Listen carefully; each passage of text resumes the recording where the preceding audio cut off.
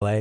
Yeah, it's come to prominence in the last couple of years. It's been around for probably 15 or more years. It really got a big start in New York with The Moth, and then The Moth came here 8 or 9 years ago. And but it took, I mean, we used to perform in rooms, to 10 people. And now those shows are lined up around the block. Really? Yeah, for The Moth, yeah. And so when the Moth is sort of what basically people that promote like club promoters, but they promote storytelling. Yeah, they're a nonprofit group based out of New York, and they put on storytelling shows, and they have story slams where anybody can show up, put the name in the hat. There'll be a theme to the night and an MC, and 10 people will get the chance to tell a story based on a theme from their life, and it has to be a true story. Nobody's interested in hearing your made up stories. But a true story from your life. You get up on stage, and they'll do story slams, and then they have big curated events where they'll get, anybody from like Andy Borowitz or the best story I ever heard was DMC from Run DMC once tell this amazing story about how, oh God, who's that? Not Enya, but who started Lilith Fair? Oh, yeah. Well, you mean the story he told about being adopted and, yes, that story. Working with Sarah McLachlan? Yeah, with Sarah McLachlan. I don't know if his story came first or if the documentary came first in sort of compared to when you saw him do his thing, but they made a documentary piece about that. It was incredible. Oh, wow, because he's done that through The Moth. And wow. And now there's dozens of storytelling shows and new ones popping up every week, it seems. And so there's just this great avenue. But people don't tend to understand that it's stories. People go, oh, is it comedy? Is it poetry slams? Is it this? Is it that? And it's like, no, it's stories. It's like sitting around at dinner and everybody goes, oh, tell that one story that really is messed up. And it's like that. And so there are rules when you go to these things where it must be a true story from your life, which is, I mean, you're a writer, you've worked in television and worked in movies and things of that nature, and you've written, and I'm assuming some of those written pieces that you've done have been works of fiction, but in this sort of like entertainment avenue, this genre, if you will, are you forever bound to telling truthful stories from your life, or are you allowed to just make stuff up? Well, I've been at shows where people have what they're saying up on stage is way too good to be true. The BS meter just kind of starts to fly, and we all look at each other and we go, we know that's not true, and you can feel it in the story that someone's telling. Personally, I work really, really hard to make the stories work in a great dramatic way, yet hold to the truth. Because if I don't, then it just feels like I'm cheating. And you lose a lot of the weight to the stories if you do that. Interesting. So can someone make like a living by? I mean, look, there's the notable standouts would probably be for me. I like Garrison Keillor or someone like that. Who I went and saw a little while ago, who did an hour and a half just talking, and not really sure where the line. It wasn't his telling stories from Lake Wobegon. It wasn't obvious works of fiction. He was talking about his life growing up, and a lot of it seemed autobiographical. And that if that's the gold standard. Of someone who's been doing it for 40 years and can just say, hey, I'm going to talk for an hour and a half and 2,500 people will show up. Is there sort of like a middle class of storytellers that can you go out and make a living doing this stuff? Not yet.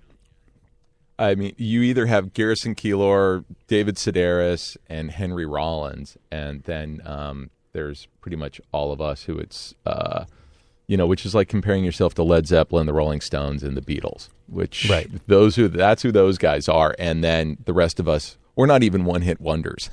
We're like,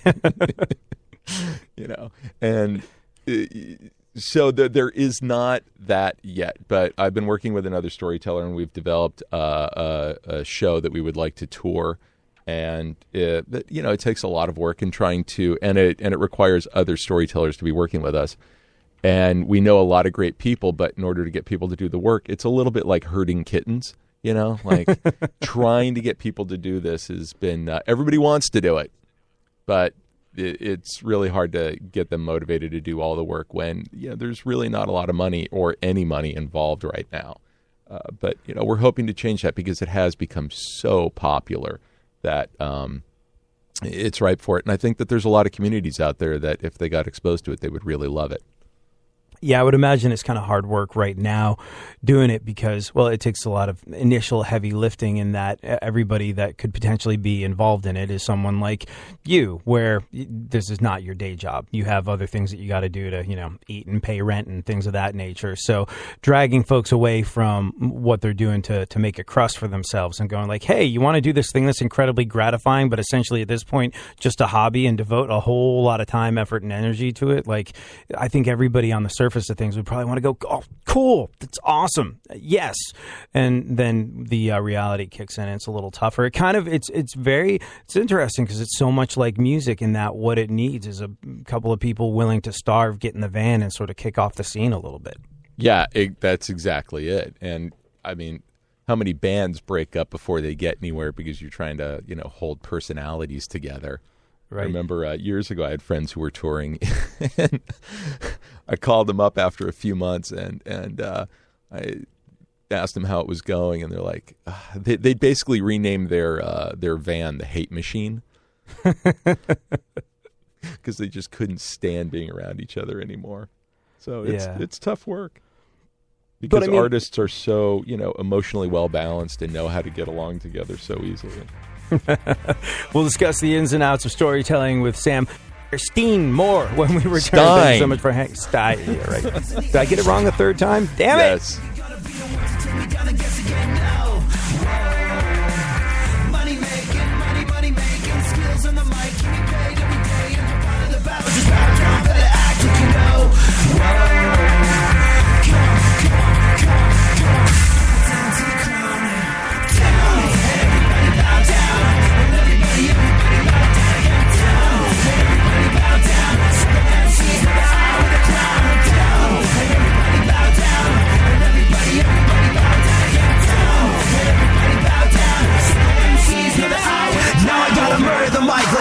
And any sucker standing in the way is gonna pay. So you can't pay or get the hell up out my face. Humiliating every other runner in the race. Cause I'm just running and hunting just like a lion. Competition is slower and you're the dying. You gotta be better than that. You know you better believe that you will never be credible. Never ever be better than me.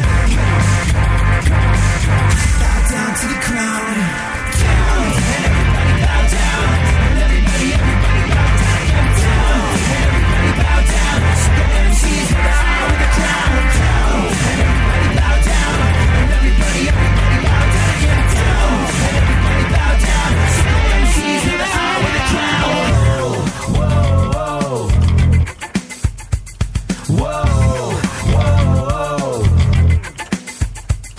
whoa.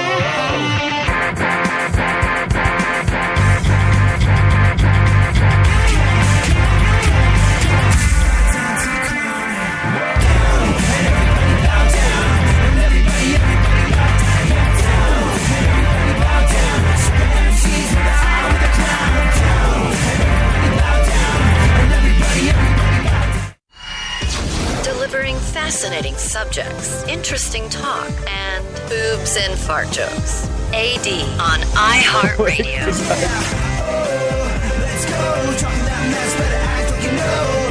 Oh, let's go tonight, walk away, punk, yeah, bitch. That's right, I know this. You're nothing but a punk, bitch. You're nothing but a punk, bitch. So walk away, yeah.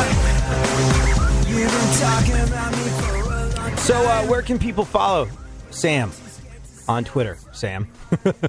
That would be at Sam Feirstein at Twitter. So you want to spell that for? Yeah, JEWBERGER.